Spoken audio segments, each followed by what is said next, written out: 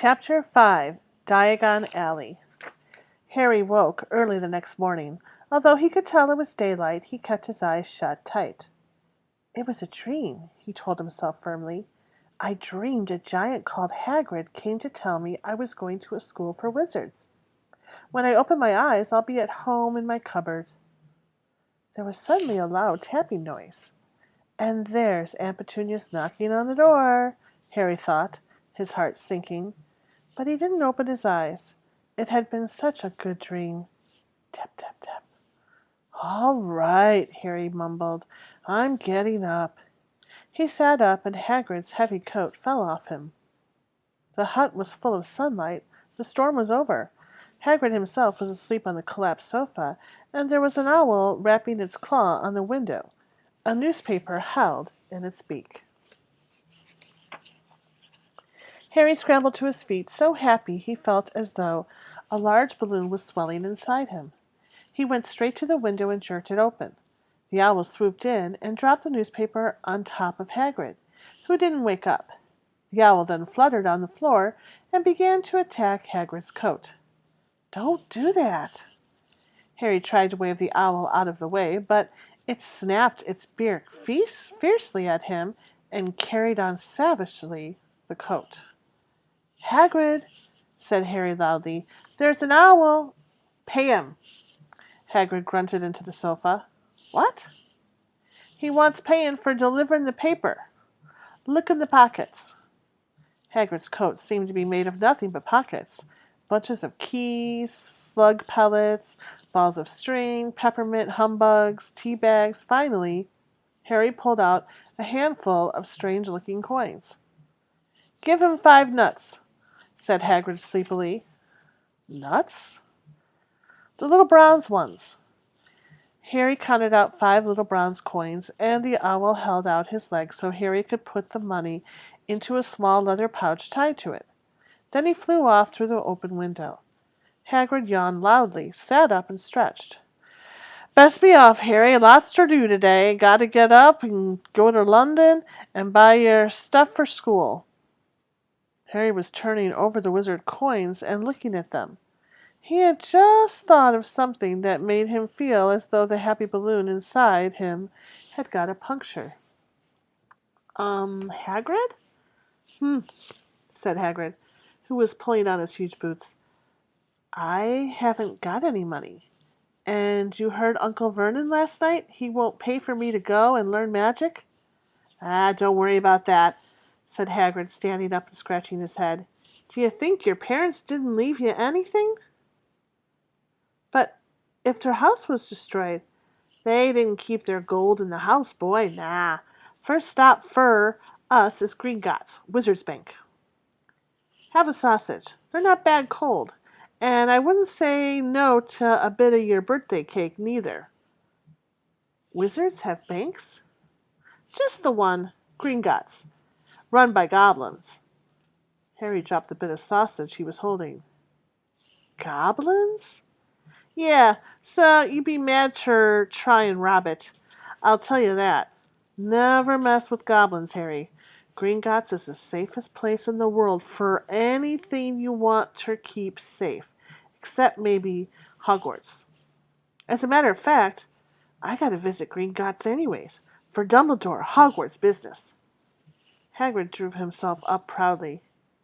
He usually gets me to do important stuff for him, fetching you, getting things for Gringotts.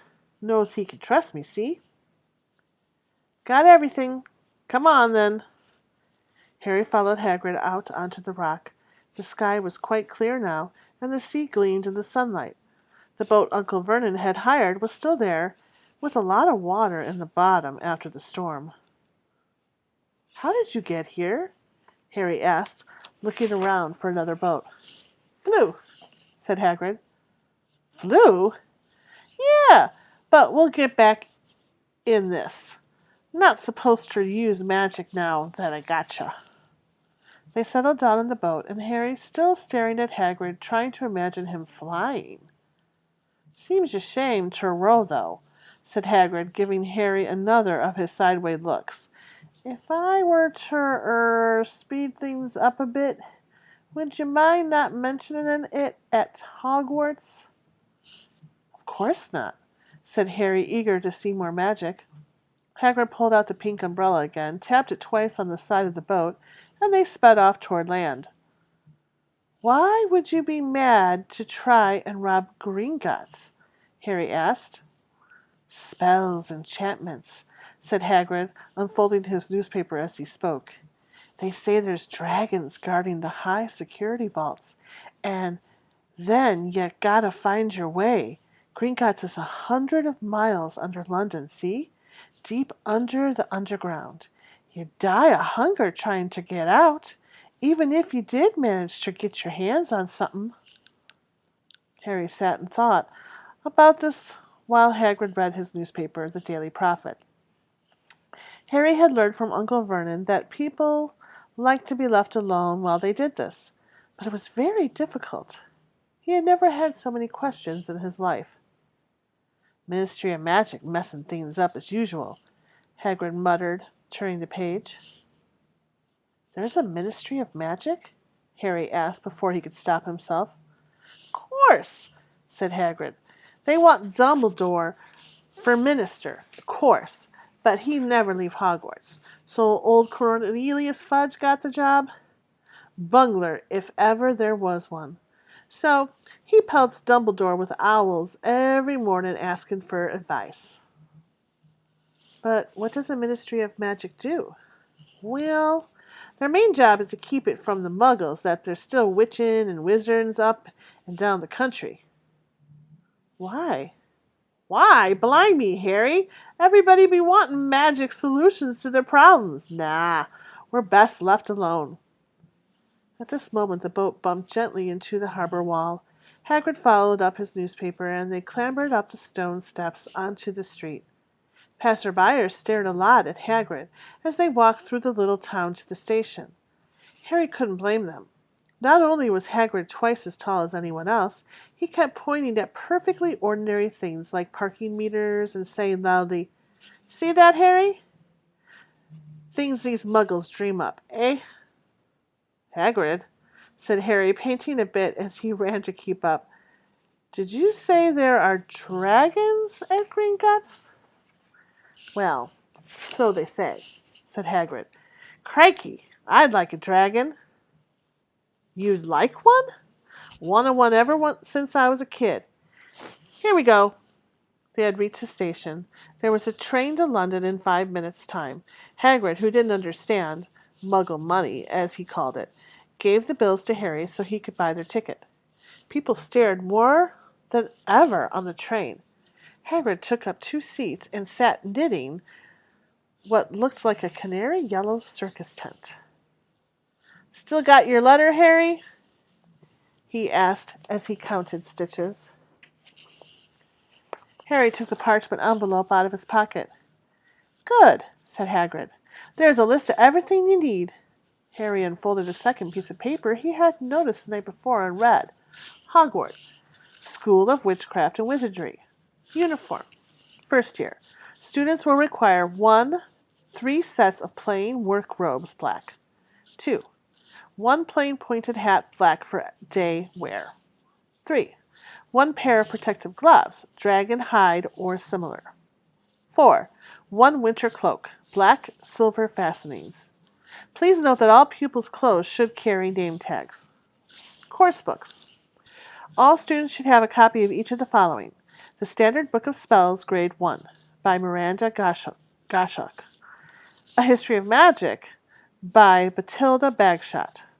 Magical Theory, by Aldebert Waffling.